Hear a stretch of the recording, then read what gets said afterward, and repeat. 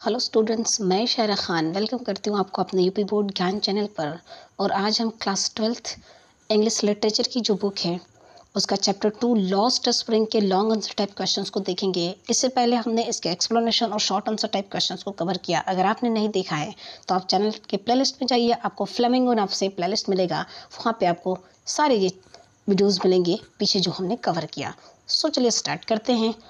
Long answer type question को आज cover करेंगे। Answer the following question in not more than 80 words, यानी जो भी क्वेश्चन हमसे पूछा है इसका जवाब दीजिए और 80 शब्द और ज़्यादा भी नहीं। So question 1, who was Saheb? Saheb कौन था? What was the plight that compelled him to wonder in streets of Delhi of rag pickers? क्या रीज़न था कि वो प्लाइट मतलब प्लान कर गया, अपने देश को छोड़ करके यहाँ पे चला आया दिल्ली के पास में, दिल्ली की गलियों में, और घूम घूम करके कूड़ा इकट्ठा करने लगा। ये हमसे क्वेश्चन पहला पूछा था। चलिए स्टार्ट करते हैं। आंसर देखिए, Sahib was the rack picker who left Dhaka. Sahib एक कूड़ा इकट्ठा करने वाला लड़का था जिसने ढाका को छोड़ दिया था, जो उसका होम टाउन था। किस लिए? To look for gold in the big city where he lives now. किस लिए छोड़ा था? सोने की तलाश में। सोने की तलाश कहने का मतलब अपने जीवन यापन को चलाने के लिए कोई ना कोई काम धंधा मिल जाएगा जिससे उनकी जीवन सुचारू रूप से चलने लगेगी, इसलिए वो बड़े शहर की तरफ भागे, अपने देश, अपने होम टाउन को छोड़ करके। Okay, to survive his life he was compelled to wonder in the streets of Delhi for rag picking. और अपने लाइफ को सर्वाइव करने के लिए, अपने लाइफ को आगे बढ़ाने के लिए वो लोग क्या करते हैं? दिल्ली की गलियों में घूमने लगते हैं कूड़ा इकट्ठा करते हुए। सो स्टूडेंट्स, ये काफ़ी छोटा आंसर हुआ, ठीक है, लेकिन अगर आपका आंसर परफेक्ट हो जाता है तो आप उतना लिख करके छोड़ सकते हैं। हाँ, कुछ बढ़ाना चाहें तो आप इसमें बढ़ा सकते हैं, बट मुझे इतना ठीक लगा सो मैंने इतना छोड़ दिया। आप चाहें तो इसमें 2-4 लाइन जोड़ सकते हैं खुद के। Question 2, children like Saheb often go for private job at a very small age. Saheb के जैसे बहुत सारे बच्चे होते हैं जो कच्ची उम्र में, बहुत कम उम्र में ही प्राइवेट जॉब पकड़ लेते हैं, काम करने लगते हैं। In this there final destiny, is this there final destiny? क्या ये उनका फाइनल डेस्टिनी, लक्ष्य होता है? How can such a situation be overcome? कैसे ऐसे सिचुएशन पर ओवरकम यानी विजय प्राप्त किया जा सकता है? ये क्वेश्चन हमसे पूछा गया है। चलिए आंसर देख लेते हैं। Answer, children like Sahib often go for private jobs at a very young age due to poverty। Sahib के जैसे बहुत सारे ऐसे बच्चे होते हैं, अक्सर प्राइवेट जॉब करना शुरू कर देते हैं, कुछ काम करने लगते हैं, और बहुत ही छोटी एज में, कच्चे उम्र में। क्यों? क्योंकि गरीबी होती है उनके पास, गरीबी के कारण ऐसा करते हैं। Their parents income is not much, और उनके माता पिता की जो इनकम होती है वो भी ज़्यादा नहीं होती है। So they are unable to survive their life, इसलिए वो लोग अपने लाइफ को सुचारू रूप से चलाने में सक्षम नहीं होते हैं। To help their parents and to become a partner in their family, children like Saheb start to work in the private sector. और अपने पेरेंट्स को, अपने माता पिता को हेल्प करने के लिए और अपने फैमिली का अर्निंग के मेथड से, अर्निंग के हिसाब से एक पार्टनर बनने की कोशिश करते हैं। इसलिए ये बच्चे कच्चे उम्र में ही प्राइवेट सेक्टर में काम करना शुरू कर देते हैं। While doing job in childhood और rag picking they lose their childhood. While doing job in childhood, बचपने में ही काम करते हुए या कूड़ा इकट्ठा करते हुए ये बच्चे अपने बचपना को खो देते हैं। इन्हें पता ही नहीं होता है कि बचपन होता क्या है। Question 3, who was Mukesh? Mukesh कौन था? What did he want to do in his life and what did he not want to follow? वो अपने जीवन में क्या करना चाहता था और अब किस चीज़ को फॉलो नहीं करना चाहता था? आंसर देखिए, Mukesh was a poor boy. Mukesh एक गरीब लड़का था। Who belong to a bangle family, जो चूड़ी बनाने वाले परिवार से बिलोंग करता था। He wanted to become a motor mechanic in his life, वो अपने लाइफ में मोटर मैकेनिक बनना चाहता था। He wants to drive a car but in the street of Firozabad it's impossible for Mukesh who belongs to a bangle maker family. लेकिन वो क्या करना चाहता था? वह कार चलाना चाहता था, लेकिन फिरोज़ाबाद की गलियों में मुकेश जैसे लड़कों के लिए इम्पॉसिबल था, असंभव था। क्यों? क्योंकि वो एक चूड़ी बनाने वाले परिवार से बिलोंग करता था, इसलिए उसके लिए ये असंभव था, वो नहीं कर सकता था। गरीबी इसका रीजन है। He didn't want to follow his family business, bangle making in Firozabad. He didn't want to follow, वह जो उसका फैमिली का बिजनेस था ना, यानी पूरा परिवार बैंगल मेकिंग चूड़ी बनाने में जुड़ा हुआ था, उस काम को वो नहीं करना चाहता था। Since his dream was different to his family, चूँकि उसका जो सपना था उसके परिवार से अलग था। And other children who belong to a bengal maker family, और दूसरे बच्चे जो चूड़ी बनाने वाले परिवार से बिलोंग करते हैं, उनसे भी मुकेश का जो सपना था, एम्बिशन था, वो अलग था। Question 4, what did the narrator notice in the locality where Mukesh lived. Narrator यानी लेखिका किस चीज़ को नोटिस करती हैं और उस लोकेलिटी में, उस स्थान में जहां मुकेश रहता था। What was the condition of bangle makers, और चूड़ी बनाने वाले की स्थिति, कंडीशन क्या थी।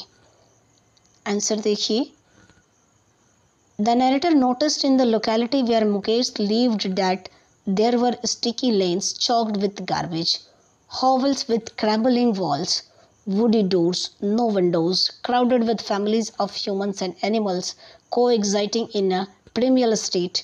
नैरेटर ने नोटिस किया उस स्थान में, उस लोकेलिटी में जब वो पहुंचती हैं जहां मुकेश रहता है, तो वहां पे देखती हैं कि घर जो है ना एक दूसरे से बहुत सटे सटे हैं और बहुत सारे कूड़े के ढेर वहां पे हैं, गंदगी फैली हुई है, दीवार एक दूसरे से सटे सटे हैं बट एकदम जर्जर हो गए हैं, टूटने की कगार पे हैं, लकड़ी के दरवाजे हैं बिल्कुल एकदम ख़राब हो चुके हैं, नो विंडोज़, घरों में खिड़कियां नहीं हैं, क्राउडेड फैमिलीज़, बहुत सारी फैमिलीज़ जो हैं इकट्ठे क्राउडेड हैं, बहुत पास पास में हैं, और ह्यूमंस एंड एनिमल्स, मानव और जानवर सभी एक दूसरे के साथ ही रह रहे हैं, जैसे प्रीमियल स्टेट पुराने ज़माने में आदिम मानव जाति रहते थे।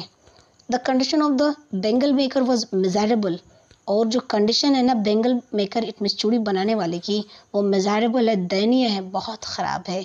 दे worked in the glass furnace with high temperature in डिग्नी cells without air and light, और वो उस जलती हुई भट्टी में जिसका तापमान बहुत ज़्यादा होता है, उसमें हवा का कोई साधन नहीं है, प्रकाश नहीं दिया जाता है, छोटी सी बत्ती के साथ काम करना रहता है, उसमें वो होल डे काम करते हैं। Their eyes are more adjusted to the dark than to the light outside, और उस अंधेरे में काम करते करते उनकी आंखें जो है ना बाहर की चमक धमक, बाहर की रोशनी से कई गुना ज़्यादा बेहतर एडजस्ट करना शुरू कर देती हैं उस एक रूम के अंधेरे को ही। That is why they often end up losing their eyesight before they become adults, और यही रीज़न है, यही कारण है कि युवा होने से पहले पहले ही बहुत सारे बच्चे यानी 90% बच्चे अपने आईसाइट इट मीन्स रोशनी को खो देते हैं। They spend generation making bangles but still they are poor। उन्होंने पीढ़ियाँ बिता दी चूड़ी बनाते हुए, बट फिर भी वो गरीब हैं। They could not take their meal fully in their entire life।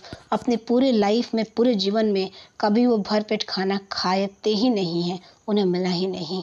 So their life was pitiful in Firozabad. So हम कह सकते हैं कि फिरोज़ाबाद की गलियों में उनका जो जीवन है पिटीफुल है, दयनीय है, बहुत खस्ता हाल है।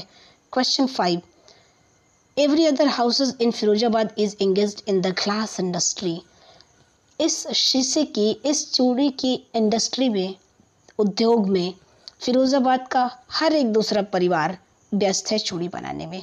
इन एवरी अदर यार्ड, हर एक दूसरे आंगन में, they find the spiral of bangles, आप पाएंगे कि बस चूड़ी ही चूड़ी बनती है। Even then the makers remain in miserable condition, भले ही वहाँ के चूड़ी बनाने वाले की जो कंडीशन है, स्थिति है, बहुत ख़राब है, फिर भी वो कोई दूसरा काम नहीं करते हैं। व्हाट इज़ द रीज़न, कारण क्या है इसका।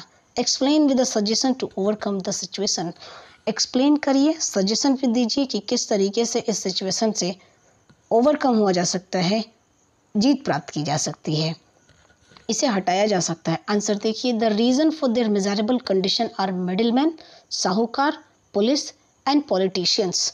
इसका मेन कारण है, मुख्य कारण है, इनकी जो दयनीय स्थिति है उसका सबसे बड़ा कारण है बिचौलिया, साहूकार, पुलिस, राजनीति में आने वाले हमारे नेता, who trapped them and were not allowed to do any other work and not paid much money so that their children could study in the school। उन्होंने एक जाल बुना और उस जाल में फंसा करके इन लोगों को रखा और कभी अलाउ ही नहीं किया कि ये कोई दूसरा काम कर सकें, ऐसा इन्होंने जाल बुना।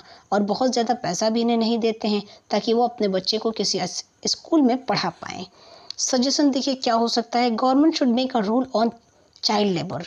गवर्नमेंट को क्या करना चाहिए, एक चाइल्ड लेबर बाल मजदूरी पर रूल बनाना चाहिए। स्टूडेंट्स हमें पता है कि ये है, बट हम आंसर लिखेंगे कैसे, क्या बताएंगे? तो बताएंगे ना कि गवर्नमेंट को रूल बनाना चाहिए किस पे, चाइल्ड लेबर पे, बाल मजदूरी पे, इसे ये रोक सकता है। नेक्स्ट ऑप्शन देखिए, government should have given an opportunity to get education in their locality.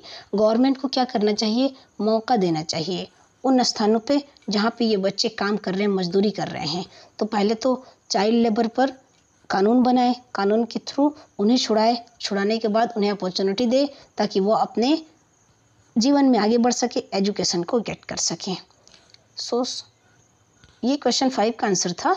अब question 6, what is the vicious circle of middle man का जो चक्र था ना, जो उन्होंने जाल बुने थे, वो क्या था? How have they been trapped since the time of their forefathers. किस तरीके से उन्होंने अपने जाल में जकड़ रखा है उनके पूर्वजों से ही, पूर्वजों के समय से ही। कैन दे गेट ऑर्गेनाइज्ड, क्या वो लोग ऑर्गेनाइज हो सकते हैं, सभी एकत्र हो सकते हैं? इफ़ नॉट, अगर नहीं, देन वाई, क्यों? एक्सप्लेन कीजिए। आंसर देखिए, the vicious circle of middle man is a web in which they have been trapped since the time of their forefathers. इन्होंने, मिडिल मैन ने, बिचौलियों ने ऐसा चक्र, ऐसा जाल बुना कि उस जाल में उन्होंने इस बैंगल बनाने वाले के जो फोरफादर्स, इट मीन्स पूर्वज थे, उन्हें उसी समय से अपने जाल में जकड़ रखा है।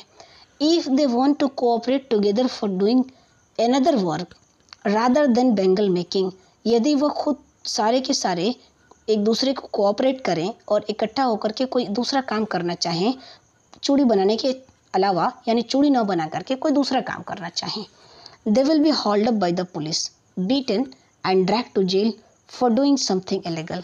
तो उन्हें पुलिस के द्वारा पकड़ लिया जाएगा, पीटा जाएगा और फिर उन्हें जेल भेज दिया जाएगा।